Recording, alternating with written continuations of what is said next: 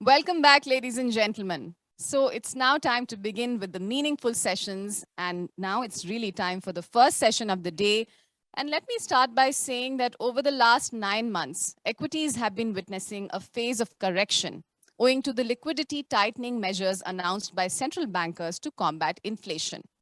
Equity market indices have fallen almost 15 to 20% from its peak touched in October 21, and this has resulted in fall in price of many growth and so-called moated businesses like Asian Paints, Titan, Avenue Supermart, TCS, HDFC Bank, Nestle, and so on.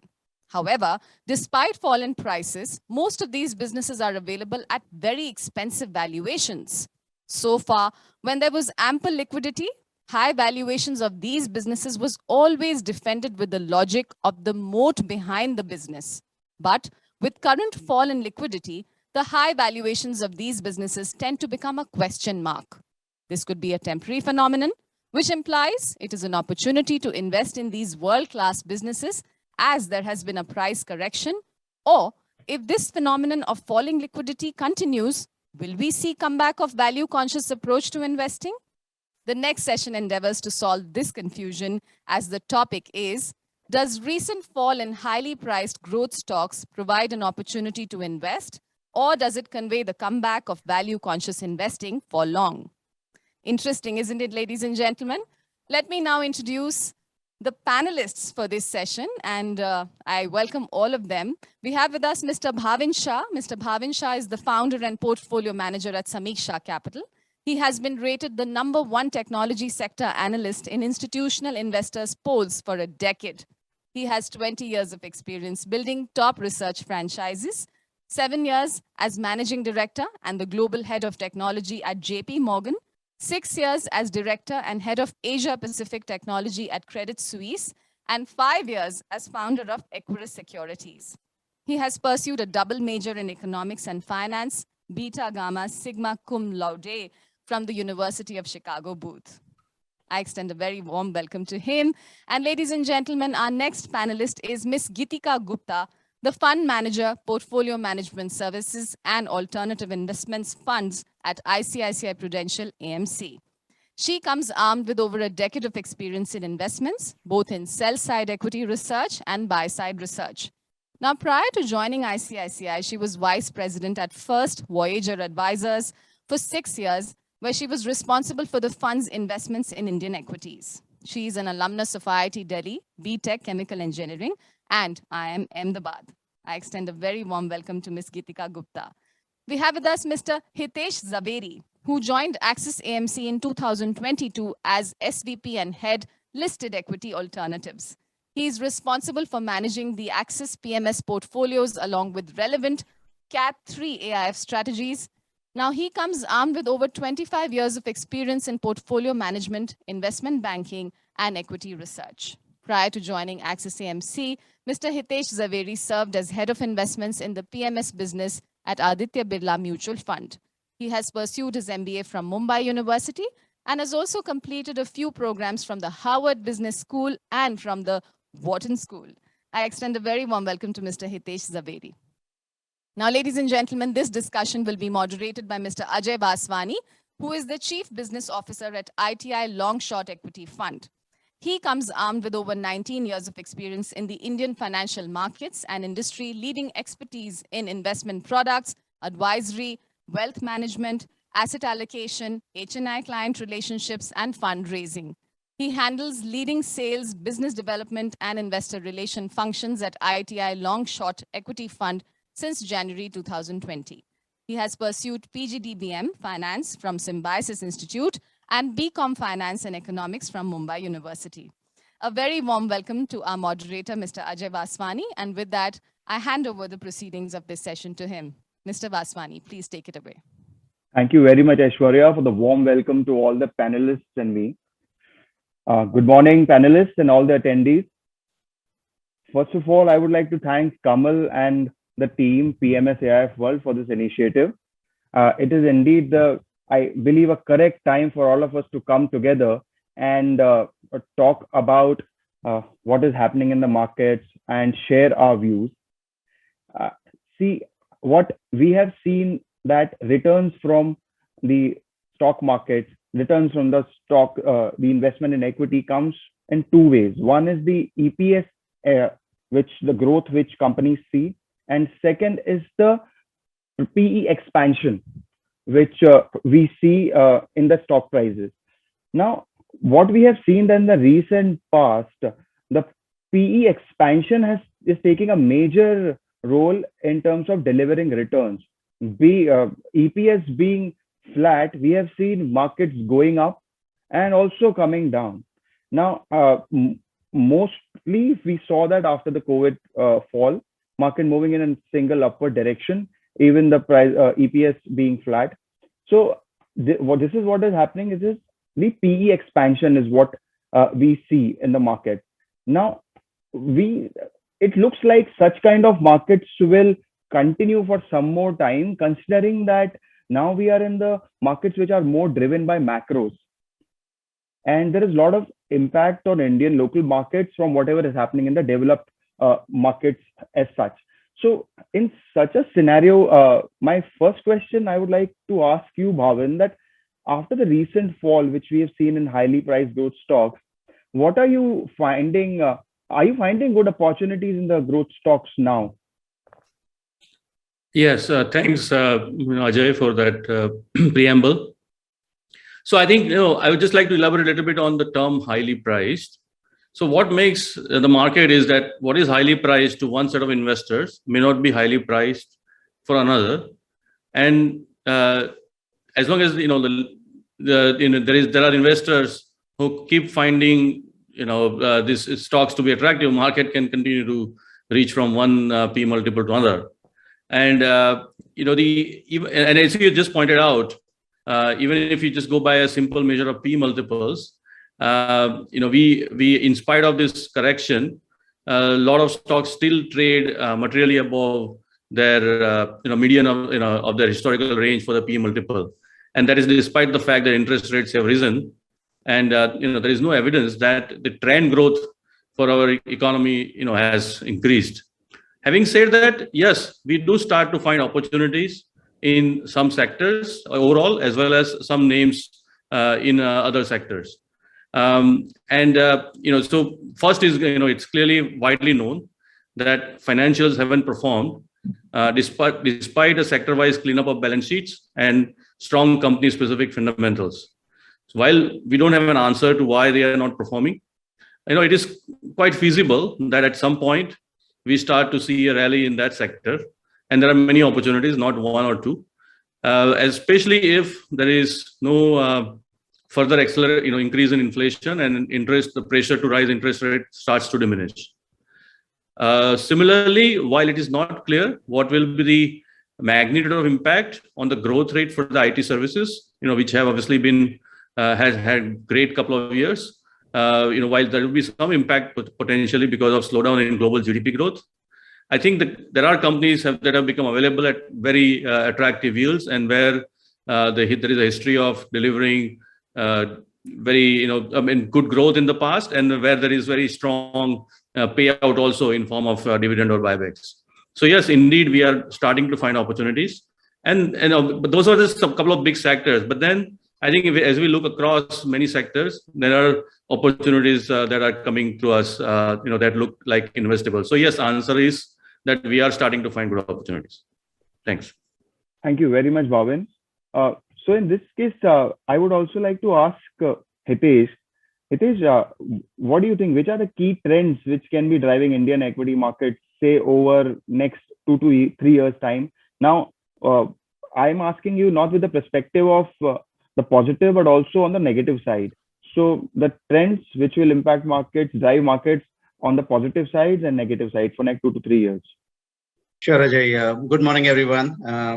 So I think that one of the trends, first of all, on the positive side. So despite 2 or 3 cuts that India has seen in its GDP growth, IMF numbers and RBI's numbers and so on, we are still slated to grow by around 7.2% in FY23, followed by maybe close to 6% year after that.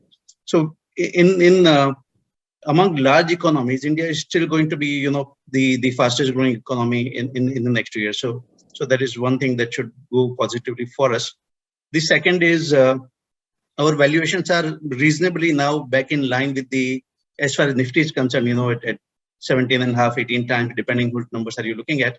So we are, as versus probably very close to 2 standard deviation higher in terms of valuation. Maybe around 6-7 months ago, we are meaningfully, in line with long term. Though, as Bhavin correctly pointed out, there are a number of stocks which are still, trading costly. But then, by and large, the valuations is in line. So that really helps.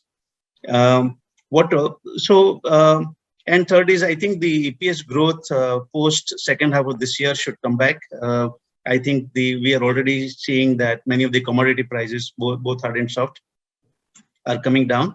If I think about it in the light of what World Bank has done a couple of weeks ago in terms of cutting down the global GDP rate for the world, for the US, for European markets, and for the rest of them, what is expected to happen is there is a reasonable probability US will have a recession, and certainly world is going to slow down, and therefore bringing down the commodity prices even more. So the inflation, demon, if it's kind of slayed, if not slayed, meaningfully tamed, then that will help. On the negative side, I think one big problem, of course, is the non-stop FI selling, and thankfully it's actually the Indian investors, Indian mutual funds, and retail investors that have come to rescue, so to speak. But if the selling is large and unabated in scale, then I think there is only so much that the domestic market can absorb that liquidity. And second is some part of what I said is doesn't come through, which is inflation doesn't fall as much as it should, and therefore the PE multiples will then have to contract further. This too will be the negative, and then the effect of high commodity prices continuing in India, which will be in terms of EPS growth, will have to get cut. So in case the couple of positives they don't come through, then we might have an issue. Net, I do think that from the second of this year, there is a scope for revival in the markets. Perfect. Thanks, Hitesh. Thanks for sharing your views. Geetika, I would like to ask you the second question. The third question is that see, we have seen there is recent fall in the stock prices where the P's are high. Do you think in such a scenario there is a signal of shifting to the value investing? Yeah. Thanks for the question, Ajay. I don't think there is any shift in the mindset per se, and honestly, I'm not even sure if it's right to compartmentalize the market into different periods and say, this is a period when value investing work and this is the period when growth investing will work. I don't think that's the right way. Just, going back to first principle, price to earnings is a function of growth rate and the ROE of the company. So in every period, be it inflationary, be it interest rates going up or down, you will always find some companies which are still able to increase their return ratios, maintain their growth rates, and to that extent, those companies will not see meaningful correction or will not see correction in price to earnings. On the other hand, there will be companies who are not so strong, they don't have such high pricing power, and maybe they will see a contraction in earnings. So it has to be more bottoms up as compared to a top down. Not saying that top down is not important, but every company has to be tested for the macro. Just to take you through the last year, right? If we look at the sort of stocks which are performed or not performed, right? There are a lot of commodity stocks, metals, ONGC, NTPC, which did well, but it's not because there was a shift to value investing, right? These stocks did well because there was a particular macroeconomic environment where the commodity prices went up because of supply demand disruptions, and that is why these companies saw an expansion in profitability. Similarly, if I were to look at the high PE stocks, it's not like all the high PE stocks have underperformed the market, right? I mean, there's still a lot of consumer companies, there's still banks. To give you an example of Trent, Titan, United Breweries, they've still massively outperformed the market. All of these stocks are up 15% for the year. Even Maruti is up 15% for the year. There's couple of capital good companies like Siemens, ABB, they are up 35-40% for the full year. So it has to be more micro. Obviously, as Hitesh rightly mentioned, we are living in a more inflationary environment, but one has to look at companies which are able to maintain their profitability and growth rates, and accordingly, I don't think there is any particular shift in mindset. Okay, perfect. Thanks, Geetika. I'll come back to you, Bhavin. As per your view, what do you think the changes have taken place with respect to the Indian equities over the last few years? And what is the relevance of these changes in the investing world today? So, is it affecting your approach of investing? If yes, then how is it affecting? Ajay, I mean, I think I do see few changes. First of all, there is a big rise in the number of active alpha-seeking professional managers. Thanks to the growth of PMS and AIF industry. I mean, the number of companies like us, I think they run into several hundreds.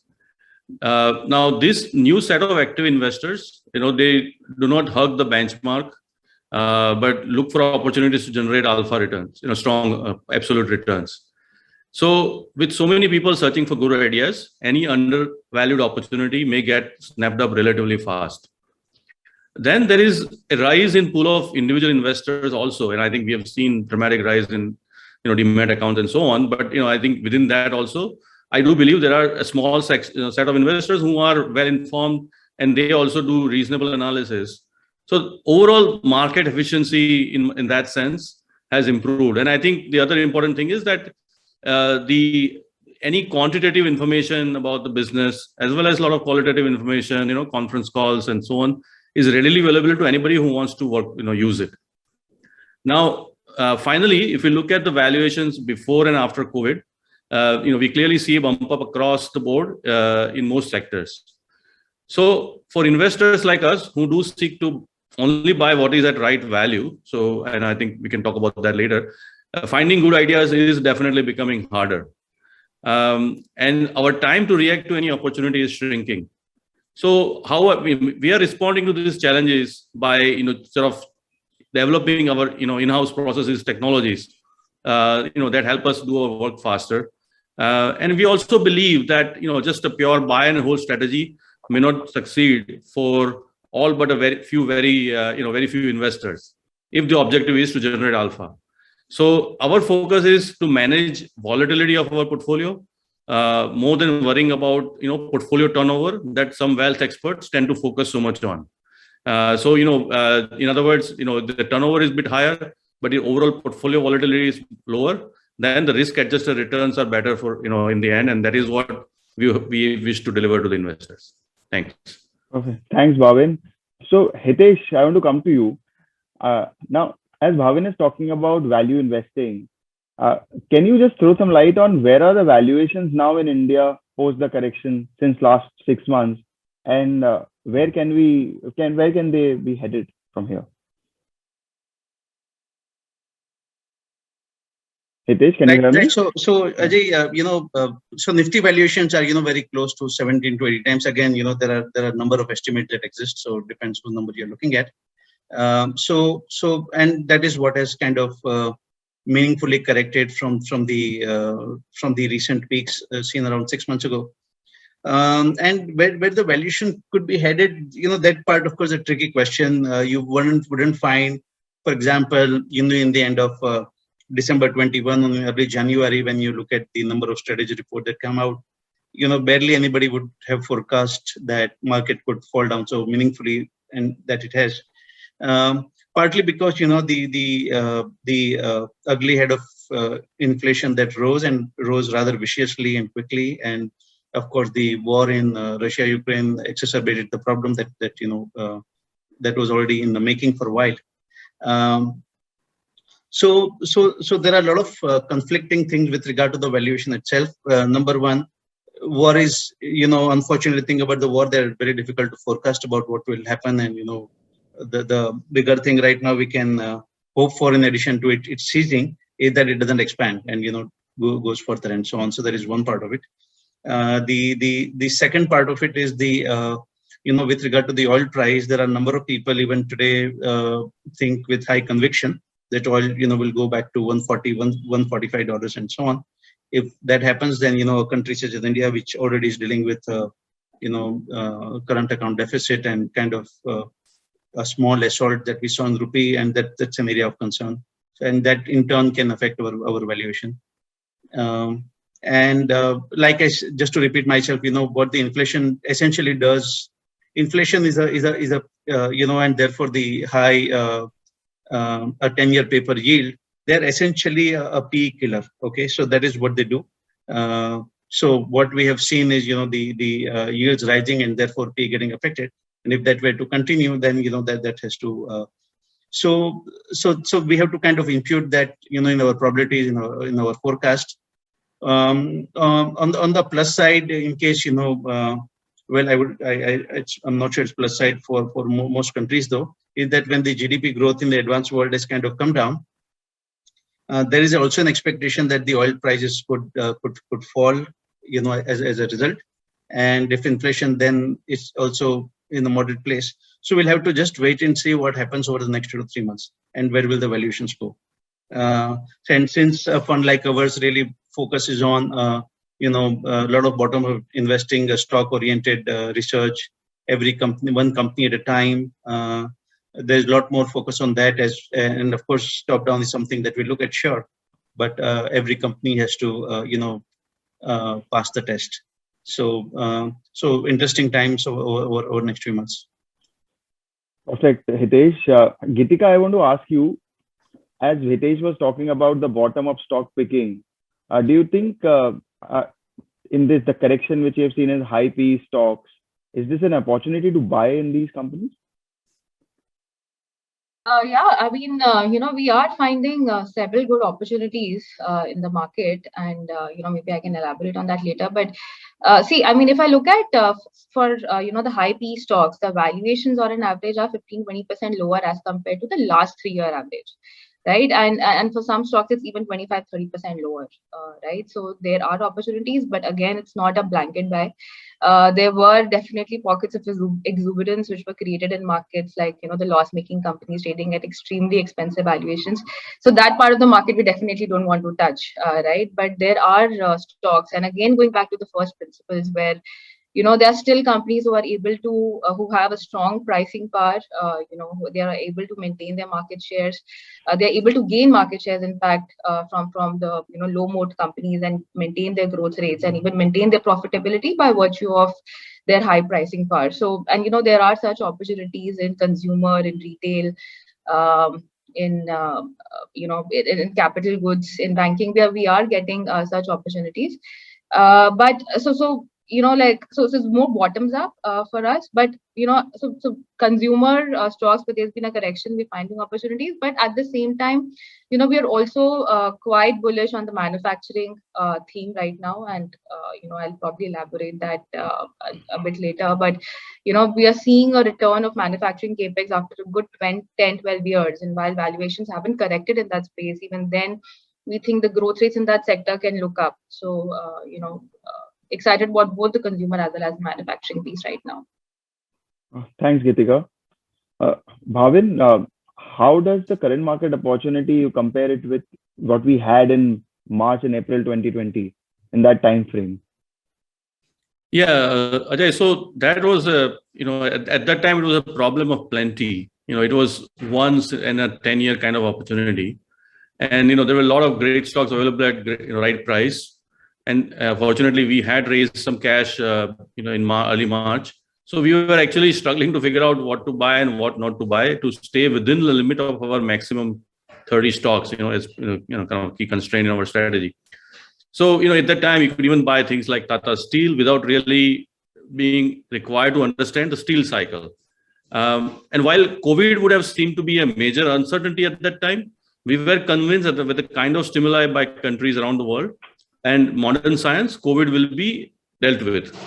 Today, it is somewhat different. While there is clearly a better opportunity than what we had, say, a year back, we also face this uncertainty, especially with the lingering Ukraine situation. How crude is going to play out, and the rest of the things. So valuations are also nowhere as attractive as what they were in March, April 20. However, having said that, I think the drivers of growth for Indian economy from a longer term perspective appear to be even stronger today. I think Geetika just talked about manufacturing, and I totally agree with that.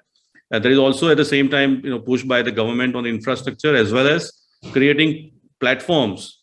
I think we are probably one of the few countries in the world where that is happening, and that I think gives a great impetus to a lot of homegrown, startups that will basically create businesses that are, world class, and I think that will obviously lead to some listings in the market as well. There is also this shift from China to India, and it is actually for real. I mean, I think we are hearing about it from so many companies, and while there is obviously the inflation issue, I think in India at least it is not out of control. I think our government is doing a few things to manage it, and interest rates also are still within. I think they have risen, but they're not out of control. So this, so with that backdrop and strong structural factors, I think we kind of get more confidence to invest in Indian companies, though the valuations are not as attractive as that time frame March 20. Thanks, Bhavin. I totally agree. China plus one is the need for the global markets today, for the global industry today. Hitesh, now as we are talking about the global markets, I want you to throw some light on, we are seeing there's a lot of FPI fund inflow from global markets, and it's a cross-border FPI, which we are seeing. How will it impact India, both positively and negatively? No, so with regard to portfolio investing, we've been seeing a lot of outflows, right, over maybe last 7-8 months and so on. And that number of factors are involved, but then at the same inside of that there are a lot of few hundred individual funds are making that decision, with regard to cutting down on the India exposure. One of the factors can be that as relatively less expensive India has become, the emerging markets have become actually a lot cheaper. So in reality, India's premium to emerging market index continues to be fairly high, despite our numbers having cut back. So simply because the money has gone in, but automatically doesn't mean that it will. Of course, it will come back over a period of time, and then the inflows will begin. But we do have to note that that in the rest of the emerging markets, the valuations have fallen much more, and they've become actually a lot more attractive. So till the time India becomes attractive to the funds that have been selling, we may have that issue. So, and I think also that there is, I do think positively about what is happening with regard to China plus one and India getting, the lot of FDI kind of investment, just to expand the scope of your question. However, at the same time, there is also an evidence that a lot of people, it's not automatic. It is not necessary that when people are shifting, diversifying away from China, that India is the first and the only choice for sure. That is not how it is. Vietnam and Cambodia, to let you know, is actually attracting substantial investment from around the world. So it is not necessarily automatic that India will be the only beneficiary in this. However, over the medium term, I'm actually very positive that India is going to get a lot of investment back. In fact, I do agree with some wise market participant that I heard a few weeks ago, that whatever the foreigners have been selling, they will have to make a much more expensive entry when they want the same shares back. So over the medium term, actually, it will be positive. Though in the short term, the game has been with regard, when we talk only of the fund flows, is that the FI selling is going on, and as versus that, it is the domestic mutual fund and retail investors who have been absorbing that flow. Thanks, Hitesh. Geetika, you are talking about manufacturing as a sector, and Bhavin also shared the same view. So, what are you seeing any opportunities in the current equity markets? And basis on that, how have you positioned your portfolio? Sure. So there are 4 or 5 themes that which we are finding exciting. The first is the banking. I think Bhavin also highlighted that earlier. I think banking is a great sector to play improvement in economic recovery through at very reasonable valuations. The sector is benefiting from improving credit growth, as well as the margins are looking up as interest rates are going up. So that's a sweet spot. Second theme, as I highlighted earlier, is manufacturing. and that's a very broad theme, right? I mean, in manufacturing, you also have auto banks which are seeing an improvement in components per car. There is automation, there's digitization where companies like Siemens, ABB fit in. There is a huge growth in the data center space where companies like Cummins come in. Just to give you some context, private manufacturing capex in FI in the last fiscal, had increased to 6 lakh crore compared to a average of 3 to 4 lakh crore, historically. And we think that number will be even higher this year. A lot of auto banks are benefiting. If I just look at the exports that the auto banks are doing, they're up almost 19-20% as compared to the pre-COVID base. So there is a lot of activity in manufacturing, and there are several sub themes within that we are playing. So that's the second area. Third area would be autos, where supply demand is very favorable right now.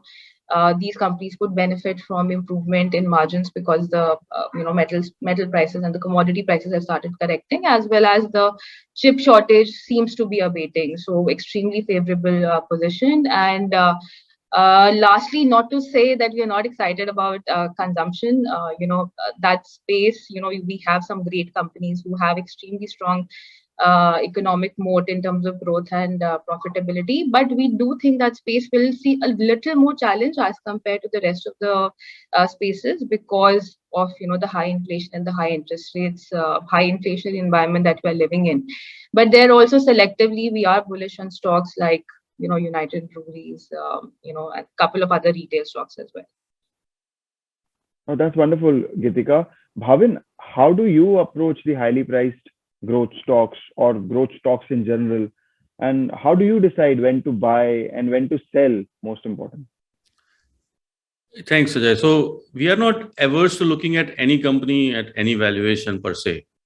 What we do is start by trying to understand the overall growth opportunity for the business and the industry in particular, in context of Indian economy. And where does this company fit in that industry? How strong is its position? What kind of margins can it sustain? What investments will require to make to deliver that growth? Whether it will be able to sustain the market share or lose or gain.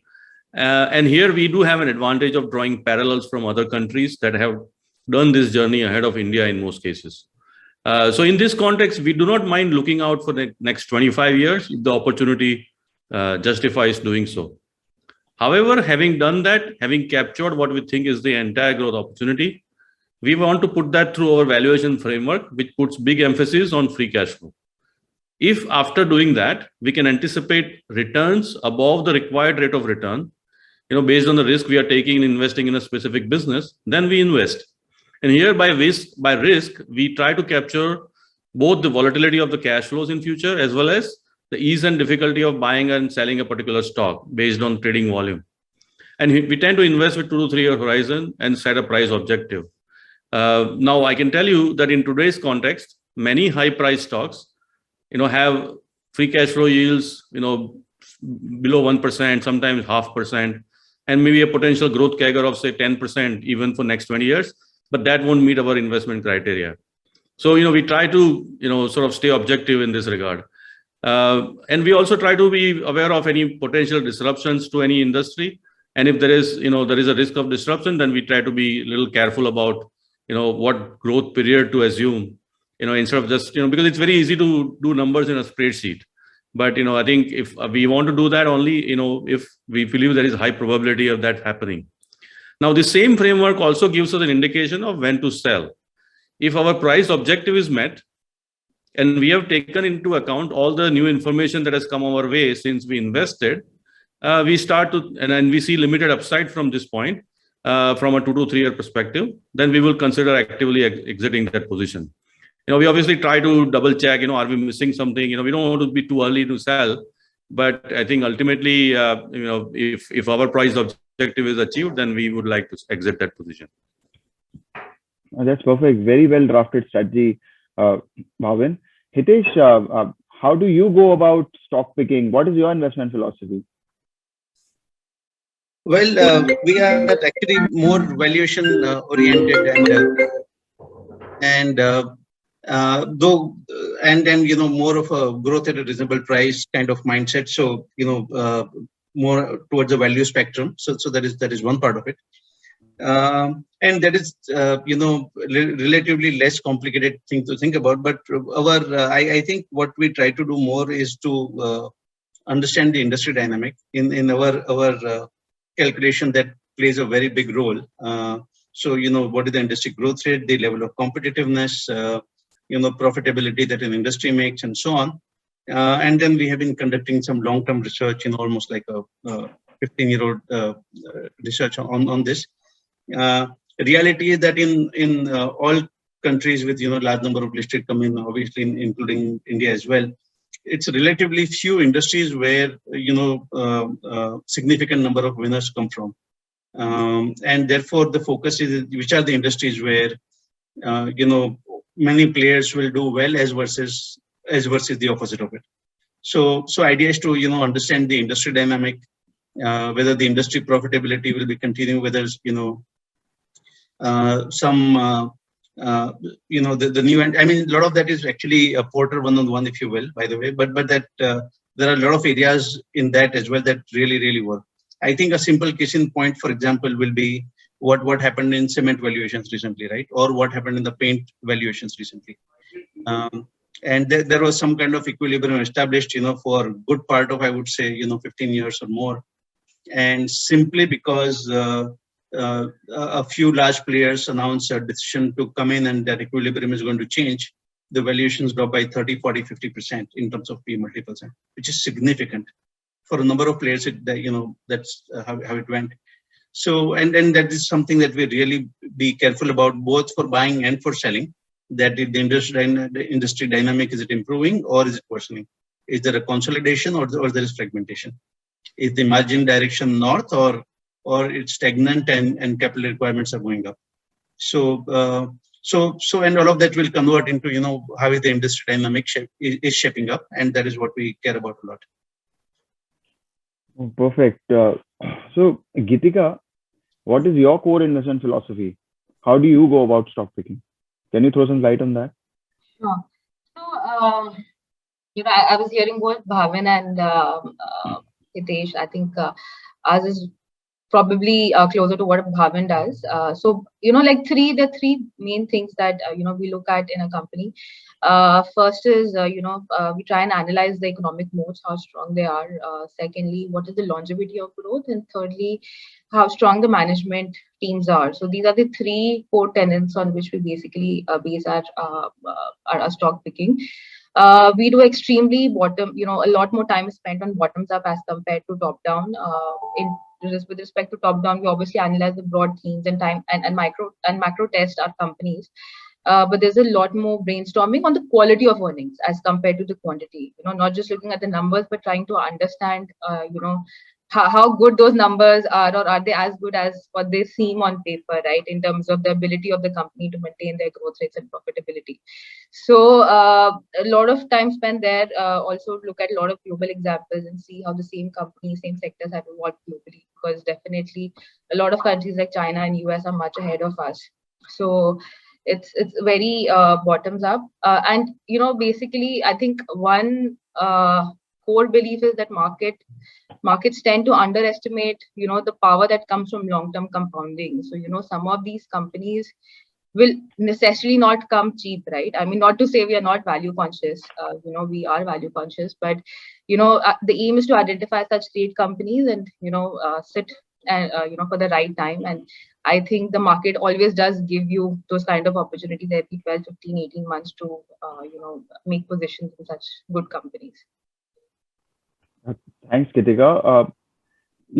Guys, I have not seen in my career narrative of so many sectors getting changed at once.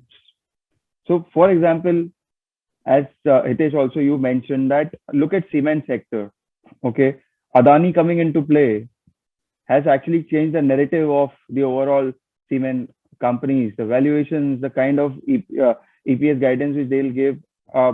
It's completely different now what we used to see before. Look at after coming 1mg, Tata 1mg, the narrative of these companies which are into that domain have Dr. Path Labs and others have changed so much. And look at the issue which is happening in the developed market like US, the recession, the narrative of IT also we are seeing to change. In such kind of scenario where so many narratives of so many good sectors are also getting changed, and after listening to all you panelists, so esteemed and knowledgeable panelists, I see that value investing is different for everyone. Value means different from one person to other.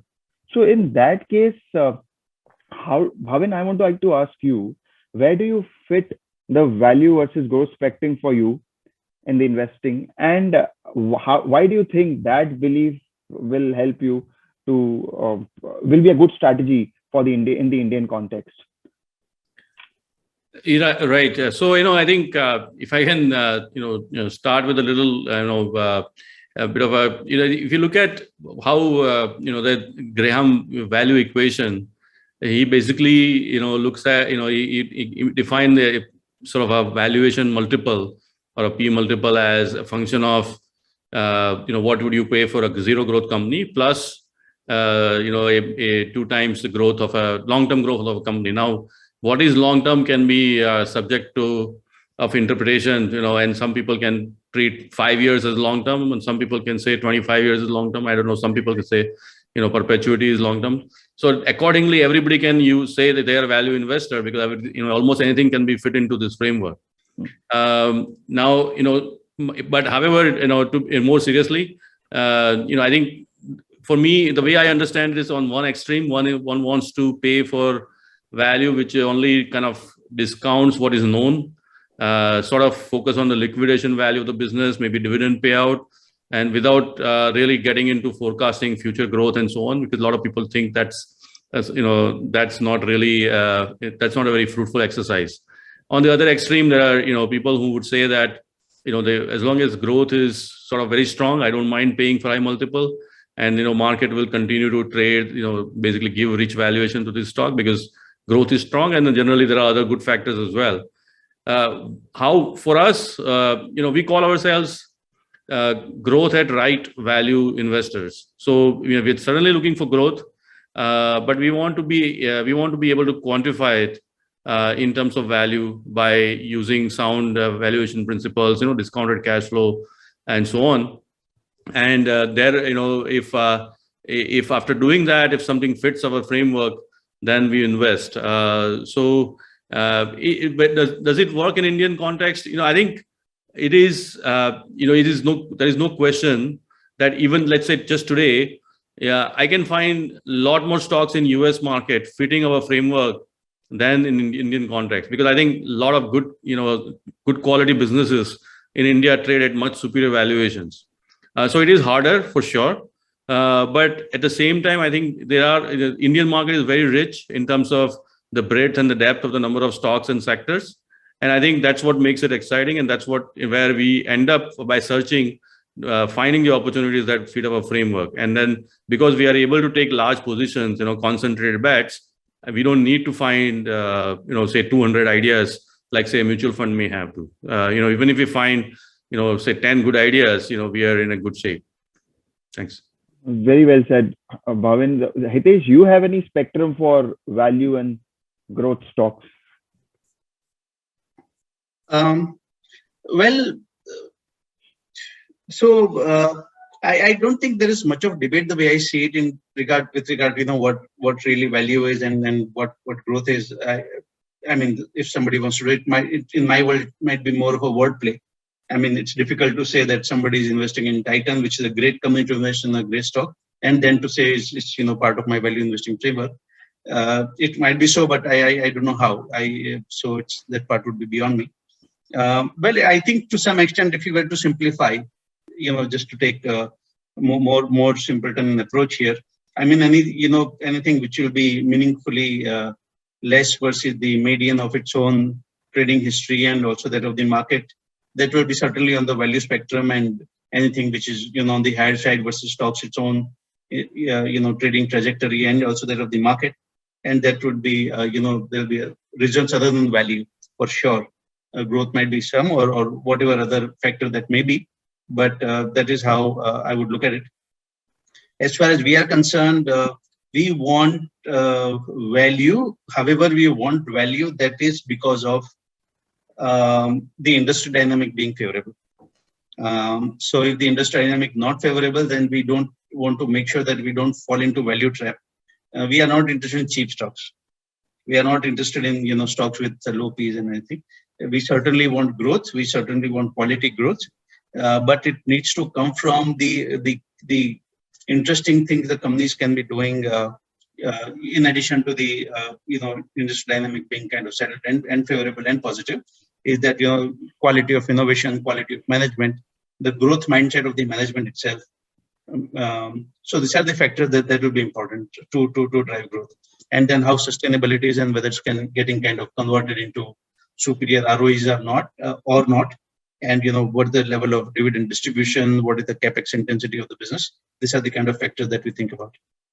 I totally agree to you, Hitesh. Company available at a good value without growth actually does not make sense. Look at Castrol, good brand, good company, known. Now, dividend yield is, I think it will be 6%. That will be a dividend yield as far as the Castrol is concerned. But there is no growth. There's the reason the stock price is not moving, and for a very, very long time. So it is very, very important to have growth, a visible long-term growth in the company. Otherwise, it becomes a dividend yield stock and nothing more than that. Geetika, do you have the spectrum for value stocks or growth stocks? Yeah, it's as I think value is very subjective, right? Again, I think both of them have already alluded to this. Like I don't know if Titan is a value stock or not. I don't think you could definitely put Titan in a value stock, but but let's say HDFC Bank, right, at these valuations. For some people, it will be value. So some people, it will not be, right? So again, it's very subjective. It has to be seen in context of, what do you as an investor or as a fund manager believe is the true potential of this company in terms of profitability and growth rates, right? I think I often find value investing harder, honestly, as compared to growth investing, which I'm not sure if that's the consensus. But in value, I think one needs to be very conscious of value traps, and they are more difficult to identify, than it seems, right? Because look at in value, maybe you'll include a lot of these PSU stocks, but you never know when government comes and hammers you, right? Like what we've seen with the windfall taxation and how a lot of companies in that space have been impacted. So value, if it comes for a good, if there's a good company that's trading at extremely low valuations for a period of time because of some dislocations, those could be company specific, those could be macro specific,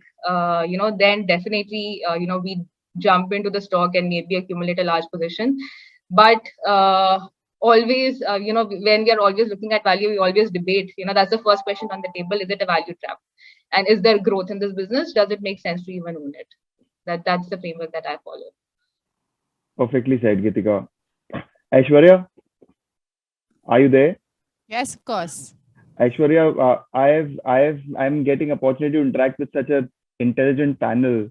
I can go on for another 1 hour or so, but you will have to tell me how much time do we have with the paucity of time. So we have exactly 5 minutes, 5 to 7 minutes, if you can take. Yeah. So I think there's one question which comes in my mind now is that there's one concept which we are seeing these days, which I'll ask to all of you panelists. There is always a discount if you look at in the holding companies, and if you look at the companies, if you add the companies which they are the subsidiaries, they will always be 100, and there is always going to be a discount in the company holding companies if that will be 70 or 75. Why is this so? And do you think it is going to get changed? It is going to be changing in the future, considering that a lot of many holding companies are actually unlocking the value of their subsidiaries? Bhavin, can you please give this answer?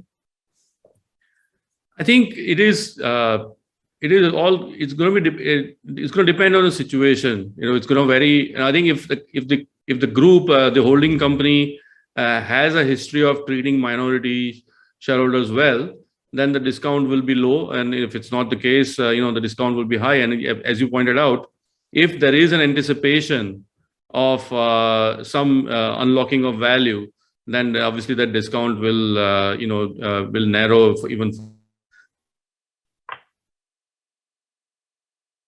clearly establish any kind of a trend that, in future it will be like this, and so on. And I think also some people do a lot of analysis and they look at the discount range, and in some cases in a down market, that discounts tend to widen. In an up market, discounts tend to narrow. So sometimes those opportunities also come up. And I think I've seen people invest in companies like Maharashtra Scooters or Bajaj Holdings, basically based on that pattern. So I think it is. But I don't think there is any permanent trend one can establish. Hitesh, you have any views on this? In interest of time, I'll just make it a quick one there. So I think investors have historically preferred holding direct businesses. Right. Because when you are holding a parent company, then you are one layer away, and you are one very strong layer away from the actually operating business, the actually operating cash flows. And there are two board that you have to contend with, and so on. And as much as it is a a subsidiary company, and you expect that everything will be linear and on expected lines, investors always worry about that. Something will fritter away from them, some value will actually not come to them, and so on. So I think one of the fundamental reasons why there's the discount is that it's investors' preference based on experience to hold a direct operating company as versus being one layer away. Perfectly said. Geetika, you have any points to add? Some quick thoughts here, having held some of the holding companies in the past.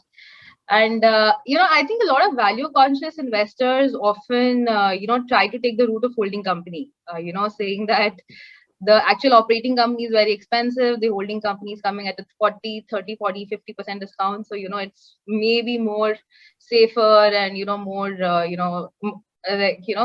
because it's not as pricey as the holding company. But, I've often seen those discounts don't narrow, until something is changing, right? Like, to give you classic examples like HDFC, Bajaj, right? I mean, only in periods when there is something exciting happening in the holding company, right? Like, let's say a mortgage business is looking up, or, maybe because people think there is more value coming in Bajaj Finserv, that is when the valuations or the discounts actually narrow. But until and unless there is anything exciting happening in the holding company, it's only a shell company, or, there's nothing changing from an operating perspective, often those discounts don't narrow. So I think that's how I've I've held both the holding companies, but I mean that there has to be something exciting about the holding company to actually generate more return than the operating company. Otherwise, it's better to hold the operating company directly. I'm sure there is some mystery behind it. I'm sure there is some mathematics behind it, which we as an investors will have to figure out and take the benefit out of it. So I think Aishwarya, as we don't have more time, I would like to just thank the panelists for their time and all the views which they have shared with our audience. Thank you very much, Mr. Vaswani. I think you truly did bring the best out of this panel, and I think you made it very engaging. So we thank our moderator, Mr. Ajay Vaswani, very much, and our esteemed panelists. Thank you so much for being here with us, Mr. Bhavin Shah, Ms. Geetika Gupta, and Mr. Hitesh Zaveri. Thank you so much for your enlightening thoughts.